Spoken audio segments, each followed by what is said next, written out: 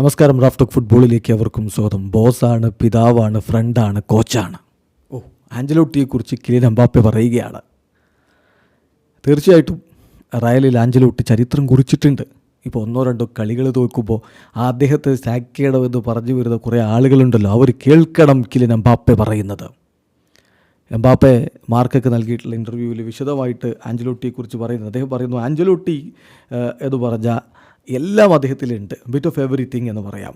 Father, boss, front, coach എല്ലാം ചേർന്ന ഒരാളാണ് ആഞ്ചലോട്ടി. താരങ്ങളോട് അദ്ദേഹം ഇടപഴകുന്നതും അങ്ങനെയാണ്. അദ്ദേഹം ഒരു ലെജൻഡറി കോച്ചാണ്, ഒരുപാട് എക്സ്പീരിയൻസ് ഉണ്ട്. ഞാനതിനെക്കുറിച്ച് നിങ്ങളോട് പറഞ്ഞറിയിക്കേണ്ട കാര്യമില്ലല്ലോ. ആഞ്ചലോട്ടി ആരാണെന്ന് എല്ലാവർക്കും അറിയാം. അദ്ദേഹം ഇവിടെ ചരിത്രം കുറിച്ചിട്ടുണ്ട്.